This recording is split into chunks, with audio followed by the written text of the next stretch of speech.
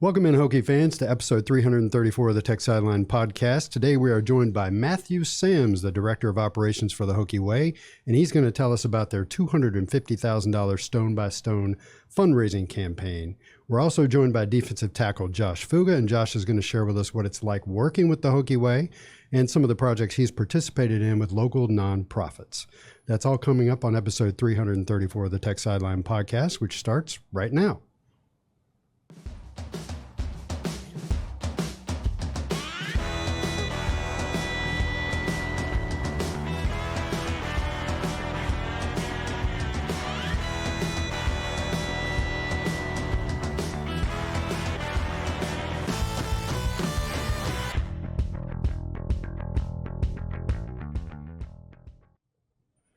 We record on Thursday, November 30th, 2023 from our Tech Sideline studio in the Virginia Tech Corporate Research Center. If you're watching on YouTube, make sure to like and subscribe to our channel, and please share the podcast with a friend.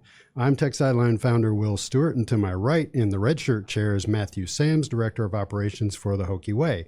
Across the way is a large man that I'm sure you'll recognize, defensive tackle Josh Fuga. Producing today is one of our interns from the Sports Media and Analytics program, Rob Bateman. Be sure to catch Rob's work on TSL today and sideline reporting for the site. So, gentlemen, welcome in. Thank you for having me. Thank you. Yeah, appreciate y'all coming in. So, Matt, let's start with you. Anytime we talk about NIL on the podcast, I like to start with the basics because some people are new to the topic. So give me the elevator pitch for the Hokie Way. Who are you and what do you do? Not you, but the Hokie Way. Yeah, thanks again for having us, Will, Sure. as always. The Hokie Way is a 501c3 nonprofit that enables student athletes at Virginia Tech to do good work on behalf of 9 other nonprofits in our region. The list has grown a little bit this year in terms of our partner list, but and we're probably going to see more growth down the road. But we've done great things this year. We've had guys like Josh and some of our female athletes too do amazing things from a promotional point of view, doing fundraising campaigns, things like that, as well as service-based work and mentorship with kids all over the place. So it's been a lot of fun. Yeah. So, Josh, that's what he does. We know who you are and what you do. So, first of all, I want to congratulate you guys on a season that started out rough, but got better. And you wound up going 6-6, 4-2 in the ACC, and qualified 4-2. Am I right? That's wrong. Rob, what is it? 5-3. Thank you. Congratulations. Anyway, I'm going 5-3 in the ACC and qualifying for a bowl. You guys excited about going to a bowl?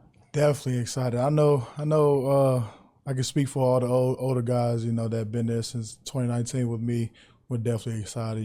Just to kick back and relax and really just think about our careers throughout Virginia Tech and play one more time with this group. It is really exciting.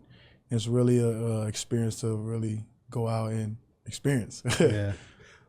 People always ask me, this is an interesting week because people are like, what bowler game are they going to? Yeah. Do you guys have any idea where you're going? As soon as coach finds out, we'll find out. Yeah. There's a lot of speculations of what bowl we're going to. For me, personally, I don't care. I just want to go out, have fun with the guys, and play one more football game with them. Yeah. So did you have a red shirt year? Yes. Here, 2018, is that right? Or I got my time. 2019 was a red shirt year. 2019. Right. So what was the bowl game that year? Was that the Kentucky Belk Bowl? Yep, the Belk Bowl. You and I got to have a conversation about the fact that Lynn Bowden was allowed to punch your quarterback and get away with it. Yeah, that's kind of crazy. I remember that vividly. Yeah. I'll tell you that. Yeah.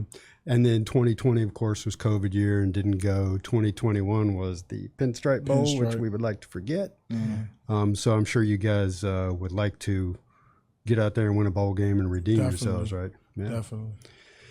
All right, so let's see. I was looking at the article that we ran after. So you participated in the ACC football kickoff, and I wanted to ask you about this. At that point in time, you were the proud bearer of the lunch pail. Yes. So what happened to that throughout the season? Did you keep it throughout the season, or fill me in on what the lunch pail did this year? Yeah. So the lunch pail, it was something that I hold to a high standard personally, and as a football player, man, I always wanted to become the bearer of it,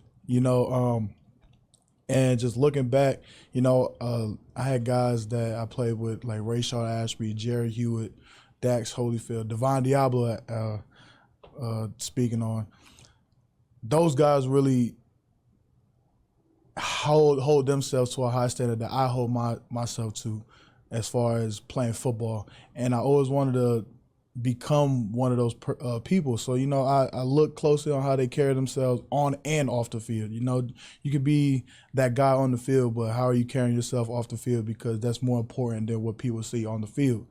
You know, and I would have always thought of myself being a prideful guy when it came to on the field and off the field, you know. So when I had my opportunity last year to hold the lunch pail, I tried my very best to hold it for the longest, you know. I held it all the way through spring, summer, and somewhat the start of fall camp. And it's not necessarily something that I did, but it was definitely time to give it to someone that holds themselves to the higher standard that I hold myself to, or even higher, you know, and they show that on the field and off the field, you know. So right now, Norrell Pollard, one of my guys, you know, that been here since 2019. We came in together. He holds it right now. He's the current bearer of it. But then we had guys like J.K. Canteen, Dorian Strong, you know. You do your research on that. You know, those guys are what you want on the field and off the field, you know. So those guys, there's many other guys too that hold themselves to a high standard, but those are just a few guys that became the bearer of the lunch pail and who has it, and it speaks for themselves. That's interesting. Who makes that decision? Coaches, players? How does that work? Really, it started off with the coaches, you know, and then I believe, if I'm not mistaken, when they gave it to Norrell Pollard, I think they're going to start having the players start giving it out, you know, and I don't know how they're going to do that, you know, but I for sure want to see how that plays out, you know, and I'm I'm excited to see who's the next bearer of it. So let's get back to talking about the Hokie Way. We're going to ask you more details later on some of the projects that you've worked on with the Hokie Way, but how have you been involved with them? When did you get involved, and what kind of stuff do you do for them? Yeah, so it's mainly more of what I do is promotional things and going out and interacting with the community. You know, I'm a big person guy. You know, I like to meet different people, and just really just talk about what they do outside what they do. You know, just get to really understand them as a person. You know, and Hokie Way has provided that landscape for me to just go out and meet different types of people. You know, the fortunates and the unfortunates. You know. And I did numerous projects with them, and I'm very grateful for that.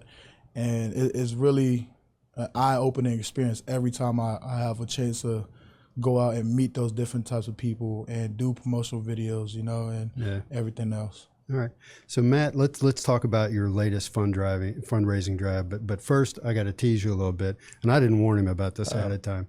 Don't you do one of these things like every 2 or 3 months? It feels like you guys do a lot of these. So I want to drill down into that. Yeah, this is our second this calendar year. We did one to kick off football season right before it. Yeah, so about 3 months ago. Yeah, 2 or 3 months ago. I'm working on plans for what that looks like in 24 and beyond. But we're definitely going to do it annually. I think, you know, end of the year, getting ready to get to the holidays and that kind of stuff, people are in a mode where they want to be thinking about how they can give back and be philanthropic. So it makes sense for us to do that at this time of year. And then beyond that, we'll see how that goes for next year for football season and whatnot. I mean, I know you guys have kind of just been getting started up and trying to set your schedule and sometimes you've overlapped with some other fundraising drives that are going on. So in the Hokie Way's perfect world, how many campaigns like this are you doing per year, and what would be the timing of them? Yeah, I think at least one, if not two, is probably our perfect balance. The timing is, as you said, is we've got to think through that strategically, right? Because there's a lot of other things going on with Hokie Club that they have their own drives that we don't want to compete with. We want to be in line with and work with those guys as much as we can to be strategic. But I think, you know, this, like I said, this end of the year season is a good time for us to do it. It's nice to be in a situation where the football team's, you know, going to a bowl game and everything like that. We can celebrate that and see how things shake out next year. Yeah. So you and I have talked about, you're working on some other things other than just fundraising campaigns to generate funds. Yeah. Is that a topic for another time, or can you get into some of that now? Yeah. So, we're trying to broaden our reach in a few different capacities.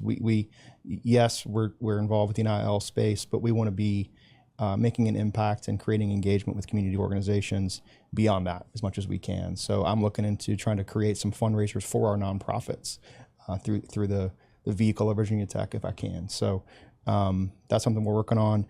We're trying to really get more engagement with alumni athletes as well. I've been partnering with the Monogram Club. We're just getting our ducks in a row on that front to figure out how we can create opportunities for alumni athletes to be involved in either in activities or in supporting our mission, getting our word out, that kind of thing. And then the final piece is, actually it's two more things.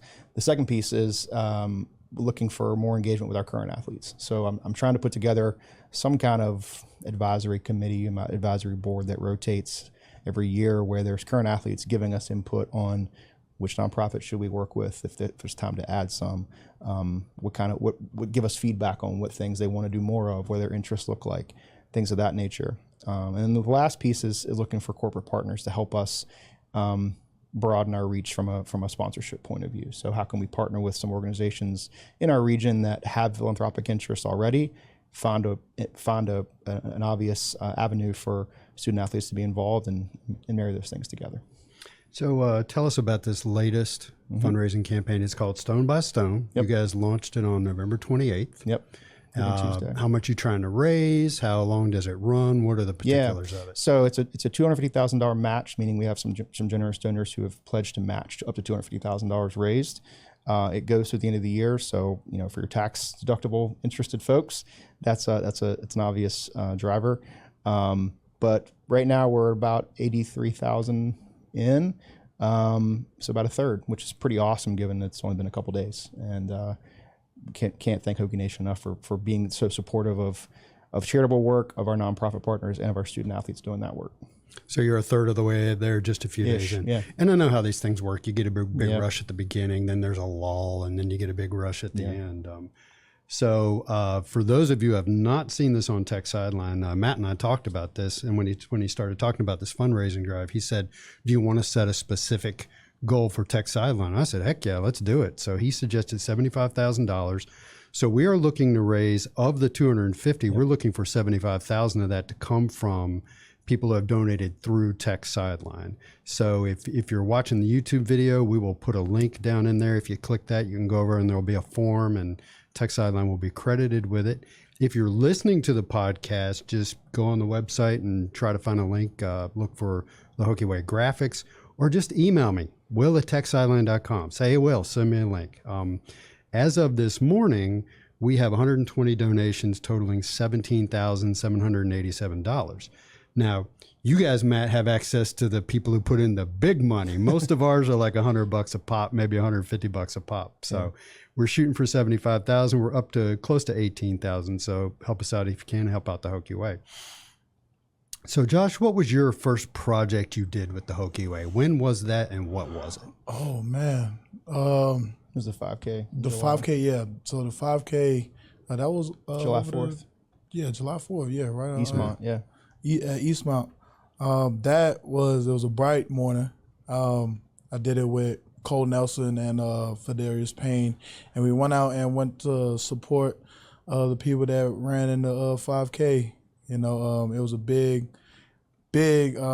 turnout for me personally. I'd never seen a lot of people wake up and get ready to run, whatever they did, because I know I would have survived that for sure. But now, folks, let's be clear. He said they went out to support, not run. Yeah, right? I definitely supported.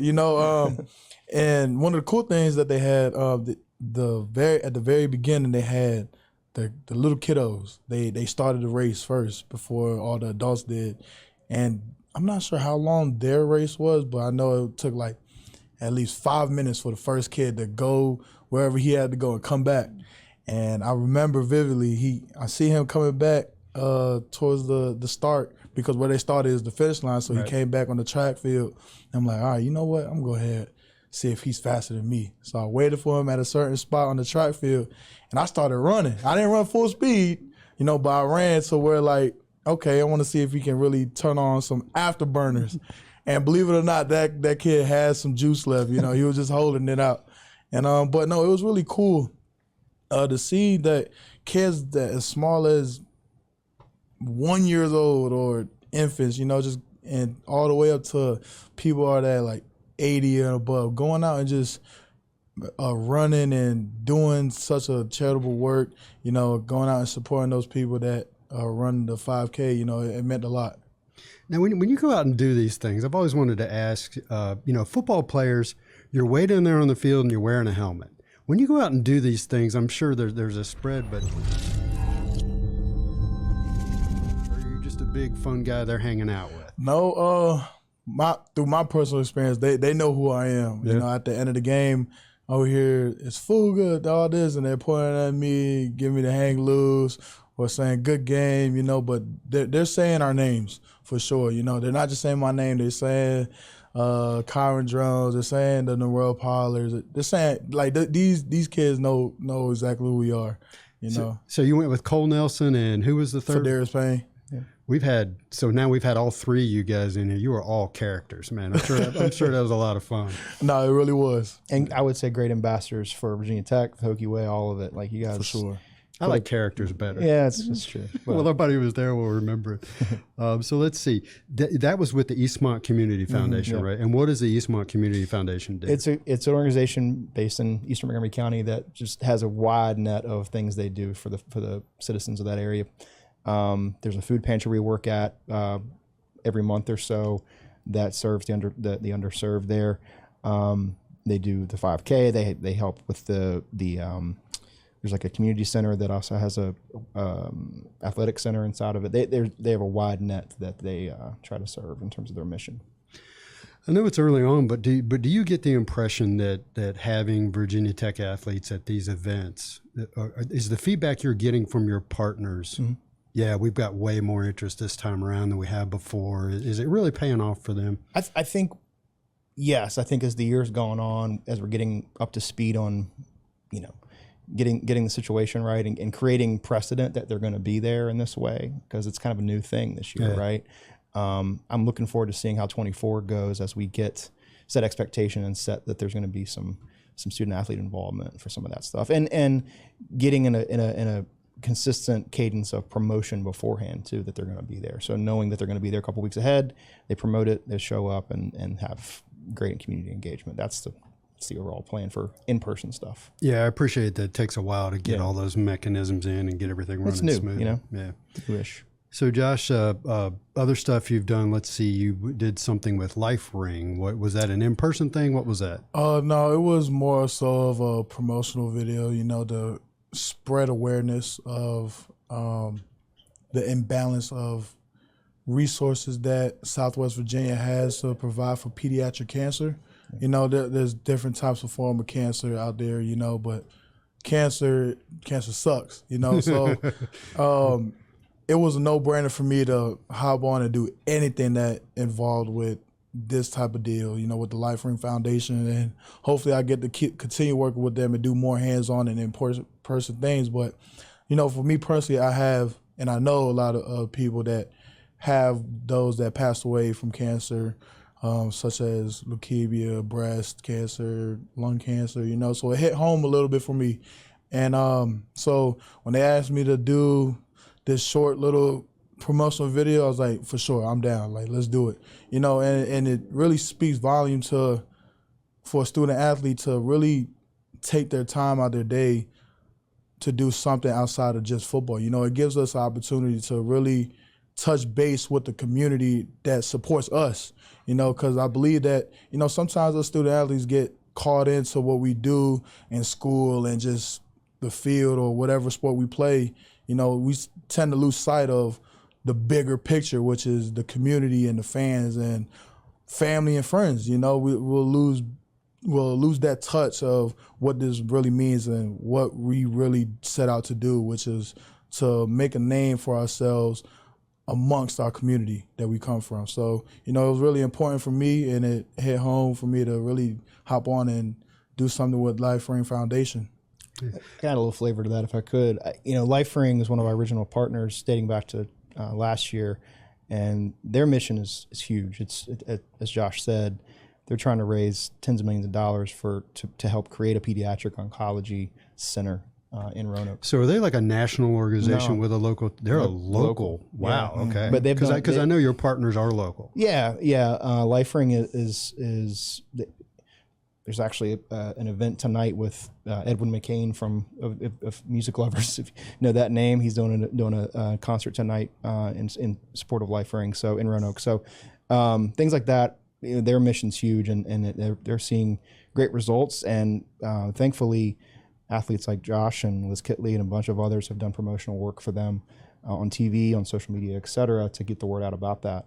And that's the kind of stuff that we're looking to do a lot more of in 24 for the rest of our partners is creating not PSAs, but commercials, if you will, that tell the story of our nonprofit's needs and using these guys and gals' likeness to do so.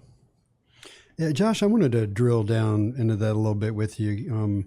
When you were at the ACC kickoff, part of the conversation centered around your Polynesian heritage, and let me see if I'm going to pronounce this right. You wore a black kukui nut lei. Is that how that's pronounced? Yeah, a black kukui nut. Yes, there's definitely a lot of colors on that. Your mom is from Hawaii. Your dad's from American Samoa, right? Mm-hmm. Yeah, that's what we wrote in the article, so I hope that's right. My mom's Filipino. Grandmother's Filipino from the Philippines, but she's born and raised in Hawaii. Yeah, and you were born after the family relocated to Northern Virginia. Yes, in '99. Yeah. What do you? That's a long way to go. Like most people of Polynesian heritage are on the West Coast. What brought your family all the way over to Northern Virginia? I mean, I know you weren't born yet. Like you said, they came here. They actually came here in '99. So I was born in 2001, and I believe it was just more of an opportunity thing. Different generations. They went through what they went through. So I believe it was more of a opportunity seek, and they've been in Northern Virginia ever since I was born. My brother was born in Hawaii in '96, I believe. And but he moved with my parents when he was like at least 2, I believe. Don't mess me up, Mom. I'm trying to remember this. We're gonna talk about this a lot. But so he was born in Hawaii, but then ever since I was born, we've been in Northern Virginia. So I moved around a lot around that Northern Virginia area. Is there much of a Polynesian culture / support system in Northern Virginia, or? I wouldn't say so, but you do get your glimpse of people. So it's like a sore thumb. We'll see the license plate with the frame. You get you get the high lives, you get the islands, or you get the Samoan flags on cars, or you could just really pinpoint someone in the store like that's a local right there. Like you just know it. It's hard for me to describe, but if it was a whole bunch of people in one setting. And you tell me there's one Polynesian in there, go find them. I look, I can pinpoint them right then and there. I just know like they're local. But up there in Northern Virginia, you have your glimpse, But for me, growing up, I just really had my aunts and uncles that came here as well. So the specific thing I wanted to get into with you is, I know that when I was young, I was a very self-centered person. All I cared about was me and what I was doing and all that. And so let me figure out how I'm trying to ask this. Your Polynesian heritage and culture is very strong with you growing up. Is serving others part of that culture? Or when you started working with the Hokie Way, was that a new introduction for you? Yeah, so definitely. It's very strong, to give back to others, regardless of what you have, and respecting your elders and respecting the younger generations, is really strong in our culture, because our culture is really trying to bring back that peace and harmony, and in order to do that, we have to respect others that look up to us, or, we treat others as we want to be treated, the golden rule. but it's very, very important in our culture, and it's very important to me. It's very important to my family. You know, it's crazy that I always have this conversation with my dad recently, and he always just tells me, like, because I got one more year, but I'm not sure what I want to do. But he always tells me, like, look, man, if you come back, to Virginia Tech, just think about the community that you're building. That's more important than what you're doing on the field. You leave, you're gonna leave back a community that loves and supports you, and I know that. And but it's up in the air what I want to do next year. But it's crazy that my dad sees that, and it makes me think about what the other people see, just besides, oh, that's Josh Fuga on the football team. He's a Virginia Tech Hokie, and through Hokie Way and through all the other projects that I soon want to become part of, I want to let people know that I'm a person, before an athlete, and I like to do that with going out and meeting different people and doing charitable funds through Hokie Way and help them build their brand, and just going back to your question, is very, very pivotal in our culture. I can tell you, having done this for a while, that there are certain personalities that after they leave here, they still resonate. Guys like Justin Mutz and Dax Hollyfield. Mm-hmm. And if I may make the pitch, yes, you have an opportunity to be that guy, but I think you need one more year of working at it. So free plug, is it your uncle that has a restaurant up in Northern Virginia? Yeah, it was my aunt. My aunt and uncle owns it. But right now they're closed down for right now. They're trying to get new things and set. It was more of just going out and try and see what happens. Mm-hmm. But right now they closed down to get a little bit more things situated and settled. But yeah, I had went home one weekend, and it was my first time home trying to try their food. Obviously I had the food, but just being in that restaurant, and man, ain't nothing like it, like home cooking, really. So it was good. How would you describe that type of food? Because I read the article that we wrote on you after the ACC kickoff, and it made me hungry. Yeah, it's crazy how they had an article like about that. I was actually in the restaurant. It was closed down and everything, but I was in there with just my family and aunts, uncle, and cousins, and I was like, Aunt, like, what, you want me to post this? It was like, it was a joke, but I took a picture of the food. So I had kalbi with mac and cheese and rice. Kalbi is a short rib, sweet short ribs, but it's so good. But I took a picture for for my personal things, and I'm like, man, I just want to remember this picture every time I see it, man, where it came from. Yeah. And I showed it to my aunt. I was like, mind if I post this? And then we ended up taking a picture outside in front of the sign. And she was like, you know what, just make a post.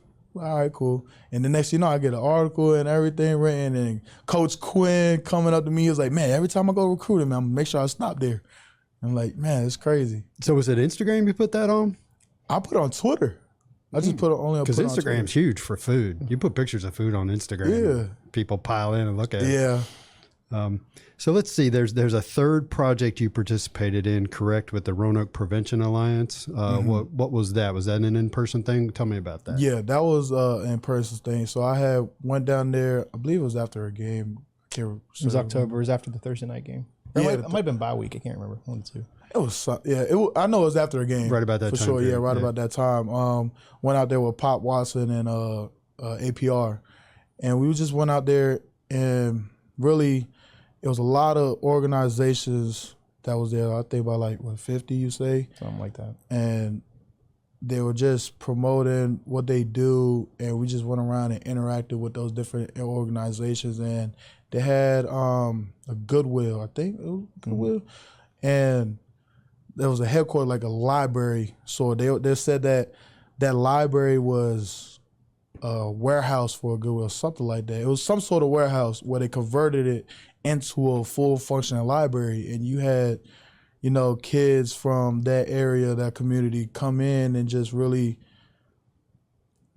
become you know, just have that space where they could just become a kid and just have that secluded space where they could just have their minds release and just, you know, die down a little bit from, you know, their everyday lives, you know. And it was pretty cool to really see that. You know, you had kids that were playing on the laptop, had kids reading books, you know, supervisors was very phenomenal there. You know, we had this one lady that was just very ecstatic to just be with us. She took us around the whole entire parking lot where it was the whole setting.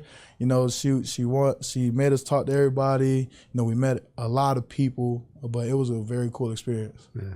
What does the Roanoke Prevention Alliance do, Matt? Yeah, they're kind of a subset of Blue Ridge Behavioral Health, and their entire mission is to keep at-risk youth, you know, out of trouble. So whether that be out of potential violent situations, out of drug use, alcohol use, etc.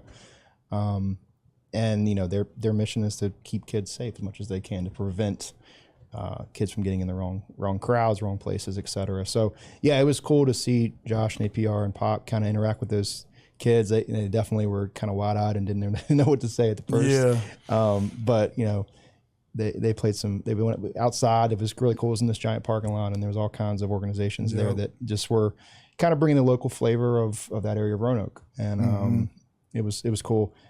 These guys played some giant Connect 4 games with some kids, and that one kid kind of gave Pop the business, didn't he? Pop lost his first round to one of the kids out there. But no, it was great. It was a fantastic time, and these guys did great. So that's very cool. So looking at the message board, let's see what questions. Most of the questions are inappropriate for this podcast about about money and things like that. But you know, besides being a source of NIL funds, you know, and Josh, let's hit on this again. How has the Hokie Way been rewarding for athletes? Like you've spoken to your own personal involvement in it. What have you seen amongst your teammates? I really seen, because obviously I've seen the same promotional videos and whatever they do, you know, but some of my teammates come back into the locker room and then I'll ask them like, hey, like, what is this? And they told us what it was, and they say like they actually had a lot of fun doing it. You know, you guys did something with the walk with Special Olympics. Yeah, the Special Olympics with Narelle and all the other guys, you know, and I could tell like just based off the pictures, you know, they had fun doing it. They enjoyed it. But really what I've seen amongst all athletes, you know, it provides a space for us to really just touch base with the community, you know, that supports us. And I think that's very important. Yeah. So appreciate you guys coming in. Matt, is there anything you want to add? No, I would say if you can support our campaign that's going on right now, please do. It does make a difference, not only for these student athletes and their situations, but for our nonprofit partners, for the communities that they serve. And it's real work. We're doing the best we can to have as much engagement as we can throughout the year, and I'm excited about where we're going. Yeah, Josh, appreciate you coming on. Anything you want to add? Yeah, just a touch base what he said, piggyback on what he said. It's just, you know, like this is real work, and really just trying to touch base with the community, you know, that just surrounds here, you know, like the Roanoke community and everything else. But you know, like you said, it is real work, and we're just really trying to uphold what everybody else see on TV and all. You know, there's things outside of that we love and enjoy to do. Yeah. So but appreciate you guys having me on. Well said, Josh. Thank you. So remember, that is the Hokie Way's Stone by Stone campaign. They're looking to raise $250,000 by the end of the year, December 31st. The first $250,000 they raise will be matched for a total of $500,000. That doesn't mean you need to stop at $250,000. Keep going, because everything that you contribute goes in to supporting efforts around the community. And again, there's a reminder that Tech Sideline has their own goal of $75,000 out of that $250,000. So check the link in the YouTube video, stop by the Tech Sideline website, or like I said, email me at will@techsideline.com. Guys, thanks for coming in, and that wraps up episode 334 of the Tech Sideline podcast.